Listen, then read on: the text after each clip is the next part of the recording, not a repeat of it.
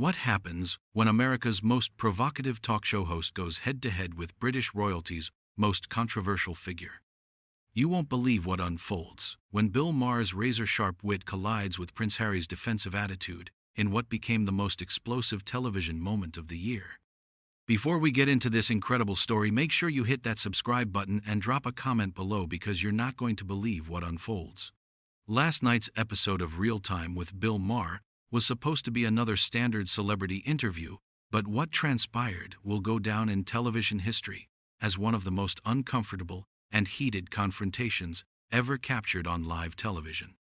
The Duke of Sussex walked onto that HBO stage with his usual confident swagger, but within minutes, the atmosphere turned ice cold as Maher's trademark bluntness met Harry's increasingly defensive posture. The trouble started brewing the moment Harry settled into his chair. Maher, never one to ease his guests into comfortable territory, immediately cut through the pleasantries with surgical precision. "So, Harry, you've made quite the career out of complaining about your family while simultaneously cashing in on that very same family name." Maher opened, his trademark smirk already signaling that this wasn't going to be the softball interview Harry was clearly expecting. Harry's face immediately shifted, the practiced royal smile faltering as his jaw visibly tightened. "I wouldn't characterize it that way, Bill," he responded, his voice carrying that clipped British accent that seemed to grow more pronounced when he was agitated. "I've been sharing my truth about the challenges of growing up in an institution that prioritizes image over mental health." "Your truth?"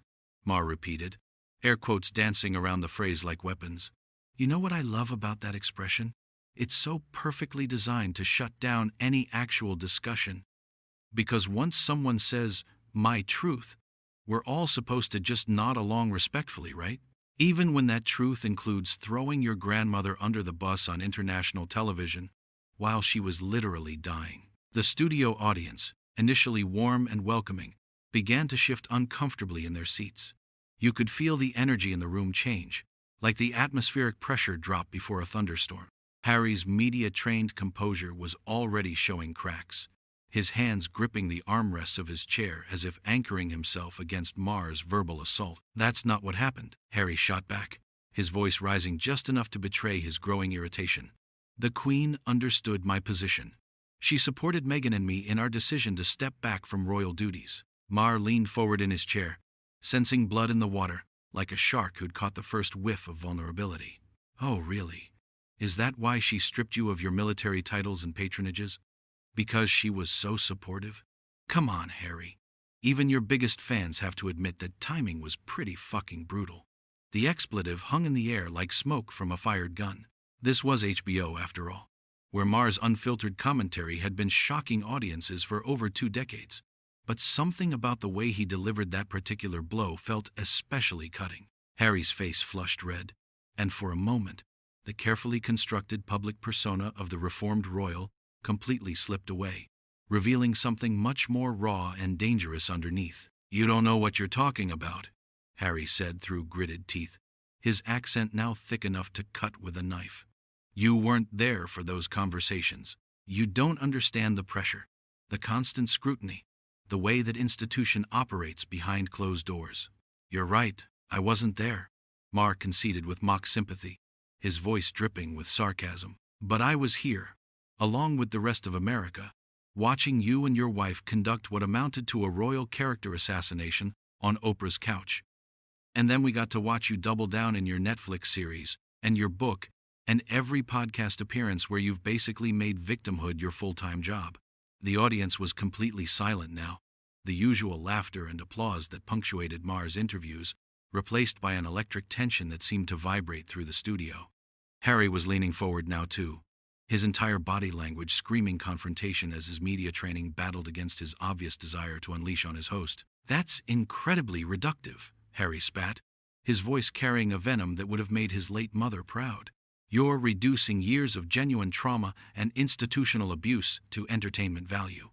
This isn't a game, Bill. These are real people's lives." "Real people's lives," Maher repeated, his tone suggesting he was savoring every syllable. "You mean, like the real people who work for the monarchy? The staff members who've had to deal with the fallout from your public tantrum?"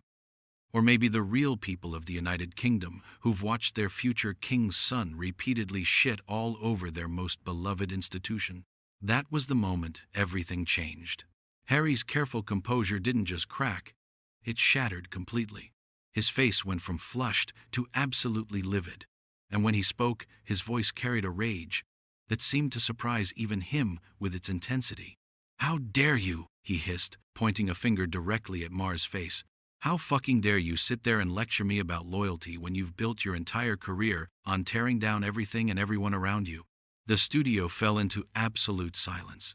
Even the cameras seemed to freeze as they captured this moment of raw, unfiltered fury from someone who had spent his entire life being taught to never lose control in public. But what happened next would make this confrontation legendary. Maher didn't flinch. If anything, Harry's outburst seemed to energize him, like a boxer who'd finally gotten his opponent to drop their guard. He sat back in his chair with a satisfied grin that was equal parts amused and predatory, clearly relishing the fact that he'd managed to crack the royal facade so completely. "There it is," Maher said, his voice carrying a triumphant tone that only served to fuel Harry's rage further. "There's the real Harry. Not the carefully media-trained prince, not the grieving son playing the victim card, but the entitled brat who throws tantrums when someone calls out his bullshit." Harry was on his feet before anyone could react, his chair spinning behind him from the force of his sudden movement. The studio audience gasped collectively, a sound that seemed to echo through the cavernous space like thunder. For a moment, it looked like the Duke of Sussex might actually launch himself across the small coffee table that separated him from his tormentor. "You son of a bitch," Harry snarled, his hands clenched into fists at his sides. "You think this is funny? You think my family's pain is entertainment for your fucking audience?" The security team was already moving, subtle shifts in position that suggested they were preparing for the situation to escalate even further. But Maher held up a hand, signaling them to stay back. He was clearly enjoying this far too much to let it end prematurely. "Your family's pain?" Maher laughed, a harsh sound that cut through the tension like a blade. "Harry, you are the pain in your family. You're the one who's been airing their dirty laundry for profit while hiding behind therapy speak and victimhood narratives. Don't you dare psychoanalyze me," Harry shot back, his voice cracking with emotion. "You don't know what it's like to lose your mother and then watch the same system that killed her try to destroy your wife." "Oh, please," Maher scoffed, rolling his eyes dramatically. "Diana died in a car crash because her drunk driver was fleeing paparazzi, not because of some grand royal conspiracy. And as for Meghan, she knew exactly what she was signing up for when she married into the most famous family on earth." That hit a nerve deeper than anything that had come before. Harry's face went completely white, then flushed red again so quickly, it was like watching someone cycle through stages of shock. When he spoke, his voice was barely above a whisper, but it carried more menace than any shout. "You just crossed a line you can't uncross," he said, taking a step closer to Maher's desk. "My mother's death is not material for your comedy routine." "I'm not making jokes about Diana's death," Maher replied, his tone shifting slightly to something more serious but still maintaining that edge of provocation. "I'm making a point about your complete inability to take responsibility for anything. Your mother was a victim of circumstance and bad decisions. You and your wife are victims of your own choices and your desperate need for attention." The audience was completely captivated now, witnessing what felt like a psychological breakdown in real time. Harry was pacing back and forth behind his chair, like a caged animal, running his hands through his hair, in a gesture that spoke to his complete loss of composure. "You want to talk about desperate for attention?" Harry spun around to face Maher directly. "You're a has-been comedian whose entire career depends on saying outrageous shit about people who are actually relevant. When's the last time anyone gave a damn about Bill Maher outside of this fucking studio?" Now it was Maher's turn to feel the sting. His smug grin faltered for just a moment, revealing a flash of genuine anger beneath the practiced provocation. But he recovered quickly, his media instincts kicking in to turn Harry's attack back against him. "At least I earned my platform," Maher shot back. "I didn't inherit it through an accident of birth and then spend my entire adult life bitching about how hard it is to be privileged." "Privileged?" Harry's voice rose to almost a shout. "You think watching your mother die and then being forced to walk behind her coffin while millions of people watched was a fucking privilege?" You think having every detail of your personal life dissected by tabloids since you were a child is privilege? I think having access to the best education money can buy, living in palaces, and having a trust fund that could feed a small country might offset some of those hardships. Yeah, Maher replied, his voice dripping with sarcasm. But please, tell us more about how difficult it is to be one of the most privileged people on the planet. Harry stopped pacing and stood perfectly still, staring at Maher with an intensity that made the entire studio hold its breath. When he finally spoke, his voice was deadly quiet and filled with a cold rage that was somehow more terrifying than his earlier outburst. You know what, Bill? You're right about one thing. I am privileged. I'm privileged enough that I don't have to sit here and listen to this shit from a bitter old man who gets his kicks from tearing down people who actually try to make a difference in the world. The tension in the room had reached a breaking point. Every person in that studio could feel that something was about to snap completely. And what happened next would determine whether this would be remembered as television history or television catastrophe. Maher leaned back in his chair, studying Harry with the cold calculation of a predator who had cornered its prey.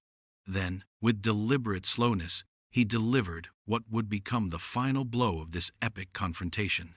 You want to make a difference in the world, Harry? Here's a revolutionary idea. Stop making everything about yourself for 5 fucking minutes. Your brother's out there actually doing the job you abandoned, supporting charities without turning every appearance into a therapy session about how hard your life island. The mention of William hit Harry like a physical blow. His entire body went rigid, and for a moment, it looked like he might actually leap across the desk. The raw pain that flashed across his face was so intense that even some of the crew members looked away, as if they were witnessing something too private for public consumption. Don't, Harry whispered, his voice barely audible but carrying enough venom to poison a room. Don't you fucking dare bring my brother into this. Why not? Maher pressed on, sensing he'd found the ultimate pressure point. William's doing everything you should have been doing, and he's doing it without whining about how unfair life island. He's the future king, dealing with the same pressures you claim broke you, and he's not running to America to cash in on family trauma. That was it. That was the moment Harry's last thread of self-control finally snapped completely. You ignorant piece of shit, Harry exploded, his voice echoing through the studio with such force that several audience members actually flinched. You don't know what William's dealing with. You don't know what any of us have been through. You sit here in your little bubble, making jokes about things you couldn't possibly understand. I understand enough, Maher shot back, now fully committed to destroying whatever remained of Harry's composure. I understand that when life got tough, you ran. When your family needed you most, you chose Hollywood over duty. And now you're trying to rewrite history to make yourself the hero of a story where you're actually the villain. Harry's face had gone beyond red now, taking on an almost purple hue that suggested his blood pressure had reached dangerous levels. He was shaking with rage, pointing accusingly at Maher while the words poured out of him in a torrent of royal fury. Villain? You want to talk about villains? The real villains are the people who protected my mother's killer. The real villains are the courtiers who leak stories about my wife to protect other family members. The real villains are the fucking media who turned my life into entertainment. And yet here you are, Maher observed with deadly calm, turning your life into entertainment. The only difference is now you're getting paid for it directly instead of through taxpayer funding. The studio audience was completely transfixed, watching this psychological demolition unfold in real time. Some were filming on their phones despite the no recording policy, knowing they were witnessing something that would be talked about for years.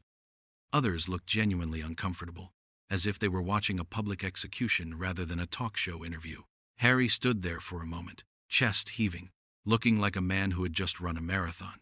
Then something seemed to shift inside him, a cold calculation replacing the hot rage. When he spoke again, his voice was steady but filled with an icy contempt that was somehow more unsettling than his earlier explosions. You know what, Bill? This has been enlightening. Really fucking enlightening. You've shown me exactly what kind of person you are, and more importantly, you've shown your audience what kind of show this really island. Harry began walking toward the exit, but he wasn't finished. He turned back to face Maher and the cameras, his royal bearing returning, as he prepared to deliver his final statement. This isn't journalism. This isn't even entertainment. This is a sad old man getting his rocks off by trying to destroy people who are actually trying to do something meaningful with their lives. And the saddest part is that your audience is eating it up like it's some kind of public service. Maher tried to interrupt, but Harry held up a hand that carried all the authority of centuries of royal bloodline. No, I'm talking now. You've had your fun, now it's my turn. Harry's voice carried across the studio with commanding presence. I came here tonight thinking I could have an intelligent conversation about the issues I care about. Instead, I've been ambushed by someone whose idea of discourse is to attack a man's dead mother and exploit family trauma for ratings. The security team had positioned themselves strategically, clearly unsure whether to intervene or let this play out. The producers were frantically gesturing from the wings, but nobody seemed to know how to handle a situation that had gone so far beyond normal television protocol. Here's what's going to happen, Harry continued, his voice carrying the unmistakable tone of someone who was used to being obeyed. I'm walking out of here. And you're going to have to explain to your viewers why you thought it was appropriate to ambush a guest with personal attacks instead of actually engaging with the work I'm trying to do. Maher finally found his voice, but his usual quick wit seemed to have deserted him. Harry, come on. This is what we do here. We have real conversations about difficult topics. Real conversations? Harry laughed, but there was no humor in it whatsoever. Bill, what we just had wasn't a conversation. It was a character assassination disguised as journalism, and frankly, it says more about your character than it does about mine. With that, Harry began walking toward the exit again, but Maher couldn't resist getting in one last shot. Running away again, Harry?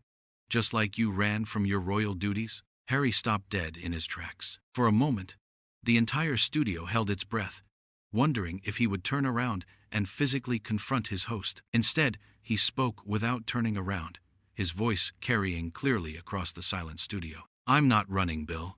I'm choosing not to waste any more of my time with someone who mistakes cruelty for cleverness and thinks attacking grieving people makes for good television. And with that, Prince Harry walked off the stage, leaving Bill Maher sitting alone at his desk, with a studio full of stunned silence and a television audience that had just witnessed one of the most explosive confrontations in talk show history. The cameras continued rolling as Maher attempted to regain his composure, but it was clear that something had fundamentally shifted. What had started as a routine interview had devolved into a brutal psychological warfare that ended with one of the most famous people in the world walking out in disgust. As the studio lights dimmed and the credits began to roll, one thing was certain. This was a confrontation that would be replayed, analyzed, and debated for years to come.